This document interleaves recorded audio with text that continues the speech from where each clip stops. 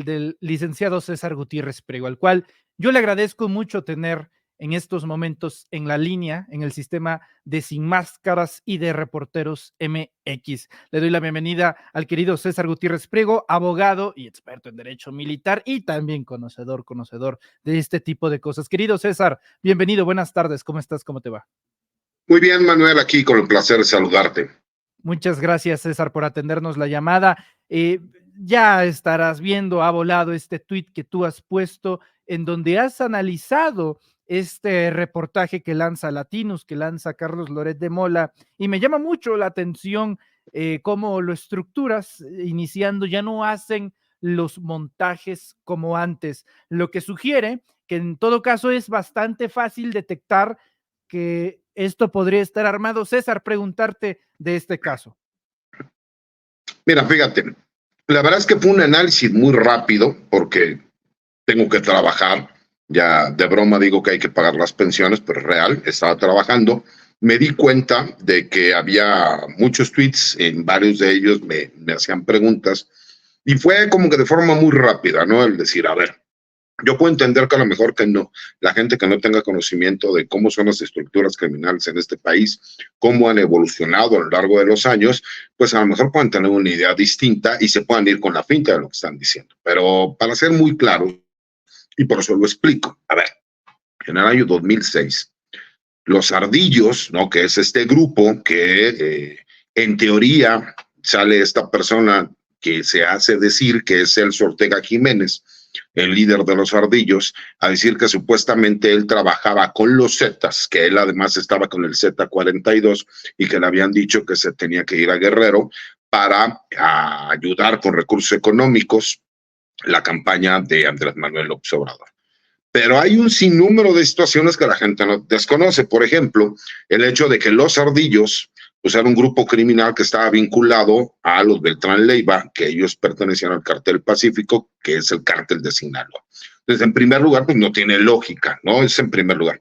En segundo lugar, los Zetas no existían como un cártel de la droga en el año 2006. Eran el brazo armado única y exclusivamente del cártel del Golfo. Entonces, pues tampoco tiene lógica lo que están diciendo. Pero yendo todavía más allá, el Z-42 no tenía ni siquiera poder de control en aquel entonces, porque aunque se encontraba preso desde el año 2003, Osiel Cárdenas Guillén, recordemos que hasta que no fue extraditado a los Estados Unidos, que fue en el año 2007, pues él era quien seguía teniendo el control del cártel del Golfo. Entonces, pues por supuesto que no tiene ninguna lógica. Por eso les explico y hago la analogía, ¿no? De cómo no tiene sentido el hecho de que puedan decir, primero dijeron que supuestamente había un intento por apoyar con $2 millones la campaña de Andrés Manuel López Obrador, misma que fue desmentida. Y ahora vienen con la narrativa de decir que supuestamente también los Zetas habían intentado, cuando los Zetas ni siquiera era un cártel de la droga en el año 2006. Entonces explico un poco de forma muy clara y muy sencilla, con la información que me vino a la mente en ese momento, el decir, bueno, señores, yo puedo entender que a lo mejor las personas que no conozcan sobre el tema puedan llegar y hacerles creer que supuestamente una persona que en este momento tiene 41 años y que en aquel entonces debe haber tenido 22, 23 años, era un líder de los Zetas, pero además con un líder de los Zetas que en aquel entonces ni siquiera figuraba dentro de la estructura del cártel del Golfo. Entonces, nada más poco para decir, es que si van a hacer un montaje, por lo menos pongan un poco de imaginación, porque las gentes que sí conocemos del tema, de cómo son las estructuras criminales en el país, cómo han ido evolucionando, pues entendemos claramente que no tiene absolutamente nada que ver. Pero todavía más adelante vamos a ser un poco más claros, mi querido Manuel, que incluso a la producción les mandé por ahí una foto, porque me gustaría mucho, y creo que esto ya se ha hecho del conocimiento público, que el diputado Bernardo Ortega Jiménez, que es hermano de Celso Ortega Jiménez, es diputado por el PRD y que además fue presidente municipal allá en Cucheltenango, en el estado de Guerrero. Él, si lo puedes ver, está ahí en un círculo rojo del lado derecho, en la parte final de la fotografía, pertenece al PRD, pero además es del grupo político de Silvano Aureoles, exgobernador de Michoacán, y que también es de conocimiento público, es uno de los socios que financia Latinus.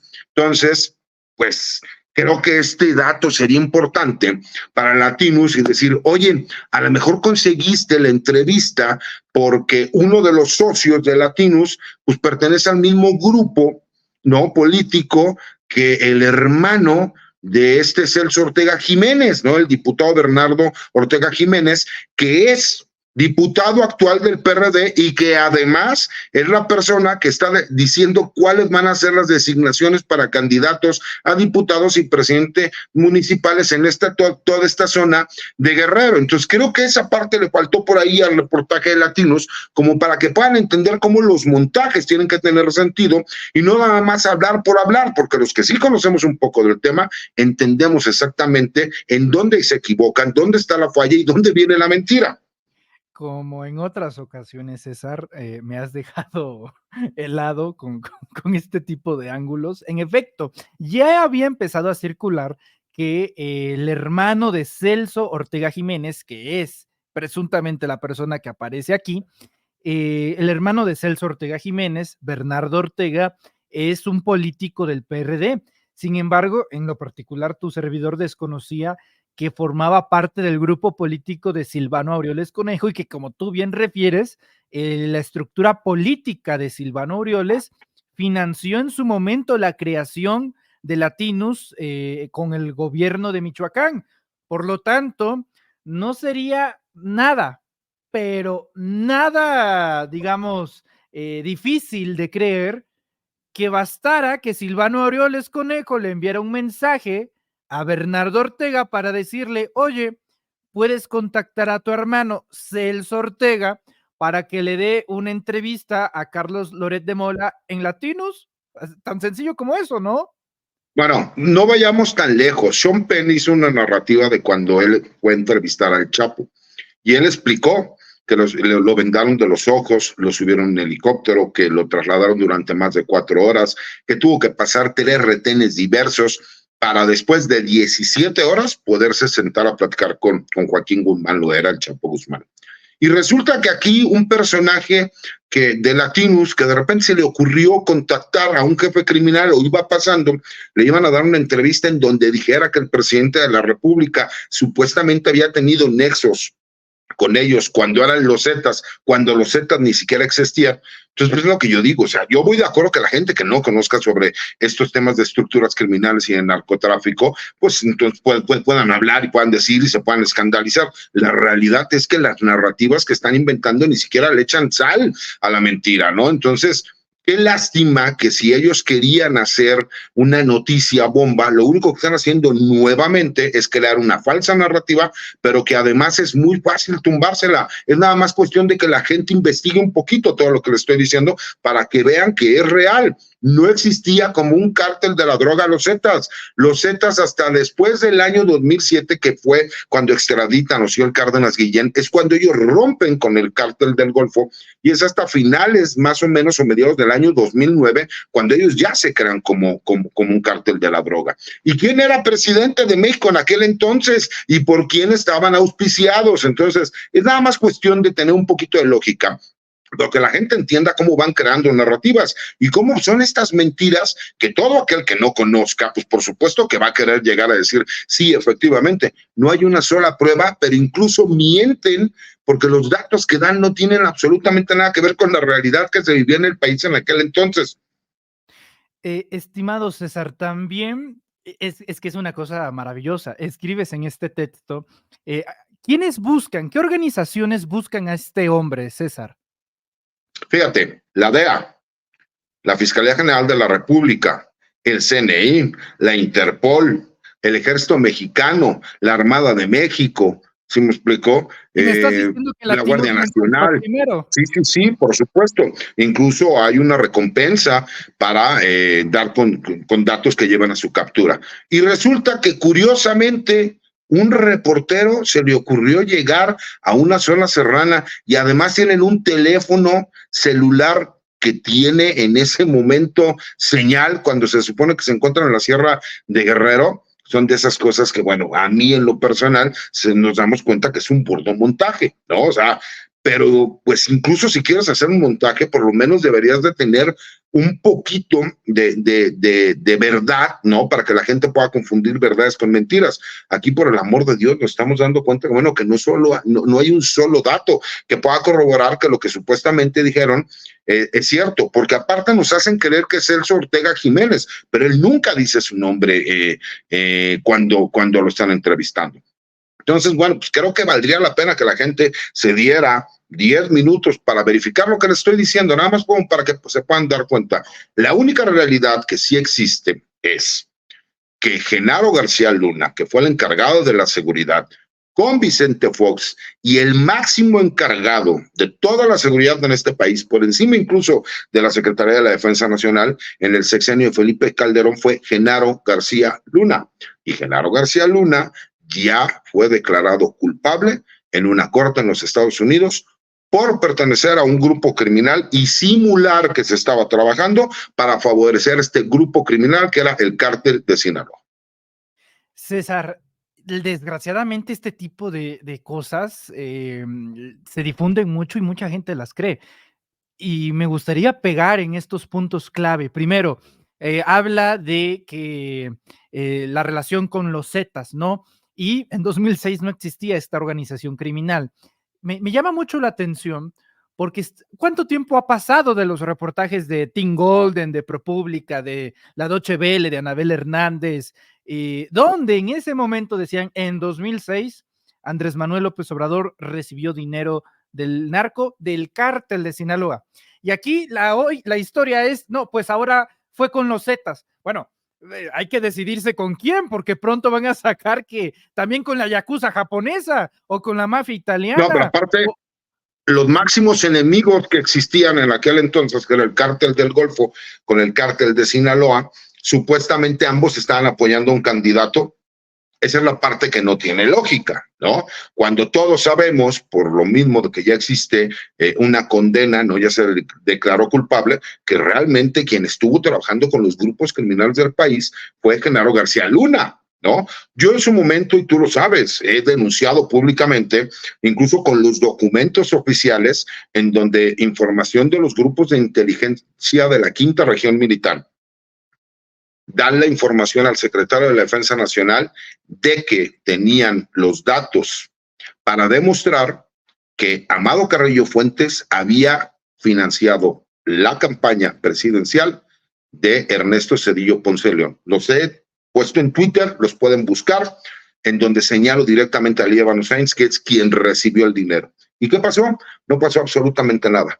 Ahora resulta, y otro dato, ¿no? Que es lo que también comentó, si supuestamente los Zetas, y en específico el Z42, querían apoyar a Andrés Manuel López Obrador en el año 2006, y la zona de influencia que ellos tenían era Tamaulipas, Coahuila, Nuevo León, curiosamente, en todas esas zonas, Andrés Manuel López Obrador perdió en la votación para la presidencia de la República. Entonces, ¿qué caso tendría que supuestamente quisieran apoyar a un candidato donde no se ve el apoyo, donde pierde y donde además, ¿para qué les convendría a ellos apoyar a un candidato que perdió cuando lo que les interesa es apoyar al candidato que ganó para que les pueda comprar impunidad? Tú lo acabas de mostrar ahorita con las declaraciones de la Tuta, en donde él dice abiertamente, a nosotros, a la persona que apoyamos y quien nos pidió que los apoyáramos fue Luisa María Calderón, la hermana de Felipe Calderón, para apoyarlo a él directamente cuando era candidato a la presidencia de la República. Ahí están las pruebas, ya existen los videos. ¿Por qué no vemos absolutamente nada? Es la creación de narrativas, mi querido Manuel, porque se han dado cuenta que como la candidata de oposición no tiene forma de levantar porque no tiene propuestas, porque no es carismática y porque tiene una gran falta de capacidad para poder pues realmente compaginar con la gente, pues entonces están haciendo esta famosa guerra, ¿no? De narrativas, como la de es un peligro para México, para atacar al presidente de la República, los logros de su presidencia, y a su vez se ve afectada también la doctora Claudia Sheinbaum. Eso es lo que están haciendo. Y curiosamente, mucha de esta información viene del extranjero, que es de los Estados Unidos. Entonces, recordemos cómo ya vimos a la candidata que fue al extranjero, a besar manos, a pedir apoyo, a pedir presupuesto y a decirles, México se va a poner en venta otra vez, ustedes apóyenme y todo lo que quieran, vamos a jalar con ustedes. Esa es la realidad, Manuel. Ahora, César, esto va pegadísimo a esta estrategia digital que tú refieres, sobre todo en esta red de Twitter, donde ya lleva más de 15 días esta tendencia. De hecho, para que veamos que no es una situación que se esté inventando ni demás, en estos momentos tengo las principales tendencias de Twitter y en número 1 aparece narcopresidente AMLO 2, narcocandidata Sheinbaum, también aparece narcocandidata Claudia 2, Lord Montajes, Loret, Papa y los Ardillos y demás. Es decir, ya denunció Morena también, Mario Delgado, que por lo menos, según sus cálculos, estaría invirtiendo $1 millón a la semana solamente en guerra sucia en redes sociales, César. Y yo recuerdo que esto ya había ocurrido con José Ramón López Beltrán, que pusieron José Ramón López Beltrán 1, 2, 3, 4, 5, 6, 7, 8, 9, 10, hasta llegar a 100 y cacho, luego se cansaron para revivir el tema de la casa gris, darle oxígeno. Sí hay una situación, me parece, de golpeteo inmenso, lo ha habido en todo el sexenio, pero aquí se ha intensificado de manera muy grave, me parece, y creo que esto conduce, entre otras cosas, César, tú me lo dirás, a la elección presidencial, pero en torno a la situación post-electoral, post-elección, donde vayan a decir, no, es que fue una elección de Estado, no, es que se metió el narco, no, es que hubo chanchú o algo por el estilo. De ese tamaño es la gravedad, César. Me gustaría tu opinión en estas dos vertientes, sobre la estrategia que existe en estos momentos en redes sociales y sobre cómo podría ir actuando la candidata opositora después del resultado del 2 de junio. Mira, por medio de la ciberseguridad ya se pudo demostrar de que todos estos hashtags han estado inflados por medio de cuentas bots que vienen desde el extranjero. Incluso te viste muy conservador, de acuerdo a los datos que se tienen por medio de estas investigaciones de ciberseguridad, se calcula que se gastan $1 millón diario, mi querido Manuel, para poder tener ese tipo de tendencias. Es nada más por lógica. Si estamos hablando de cerca de 200 millones de interacciones y en México menos del 20% de la población entra a Twitter y estamos hablando de que son menos de 30 millones de personas, ¿cómo tendrían que ser los datos para que 200 millones de personas supuestamente estuvieran manejando esa información? Desde ahí nos damos cuenta que está inflado el tema. Es en primer lugar. En segundo lugar, por supuesto que están creando una narrativa, porque lo que quieren es, y entendiendo que vienen elecciones a los Estados Unidos, que los republicanos, que son quienes son más adeptos a ir directamente en contra del gobierno mexicano, porque su base electoral es siempre encontrar un enemigo, y en este caso pues es el morenito, el frijolero, el beaner, que está el wetback, que viene por parte de México, quien crea todos los males que suceden en Estados Unidos. Como ellos no han tenido la capacidad para hacer frente al problema de salud que tienen por medio de la adicción a las drogas y del fentanilo, pues entonces tienen que culpar a alguien. Y por supuesto que la forma más fácil es culpar al mexicano y culpar al gobierno mexicano, porque por primera vez en la historia el gobierno mexicano lo que hizo fue decirles, tú quieres resultados, tú tienes que ayudarnos también, frenando el tráfico de armas ilegales que salen de tu país y que empoderan a los criminales en el nuestro. Que esos carteles de la droga, si no tuvieran esa capacidad de fuego, no harían todas las masacres y matanzas que suceden en el país. Entonces, por supuesto que es ir creando esta narrativa en donde nosotros ya vamos a perder, porque en pocas palabras así lo están diciendo, nosotros vamos a perder pero porque existe una elección de Estado, porque existe poderes fácticos como los grupos del crimen organizado que trabajan de la mano con el gobierno federal, los cuales obligan a la gente a votar en contra de nosotros. Por supuesto que están creando eso. ¿Por qué? Porque aquí el interés que ellos tienen, y se sabe que no van a ganar la presidencia de la República, pero lo que quieren es tener fuero para no terminar en la cárcel muchos de ellos. ¿Y qué es lo que quieren? Pues obviamente abrir la puerta a gobiernos extranjeros que lo que quieren es venir a presionar a México para todos esos privilegios que tenían respecto a los recursos del país, la forma de operar a lo mejor de las agencias extranjeras como la DEA, la CIA, el FBI, etcétera, etcétera, pues puedan seguir teniendo ciertos privilegios tratando de presionar a México diciendo, es que en tus elecciones fue una elección de Estado en donde hubo grupos criminales que intervinieron. ¿Por qué? Porque saben que incluso va a ser brutal la diferencia que va a existir entre la candidata de oposición y la candidata oficial. Esa es la realidad y sus números no les dan como para poder acortar la distancia. Por eso por todos los medios tratan de crear esta narrativa. Y sí, por supuesto, lo que están buscando es que poderes fácticos del extranjero traten de influir en lo que va a pasar posterior a las elecciones, para entonces, de esa forma, ellos tratar de negociar. Eso es lo que están buscando por todos los medios, Manuel.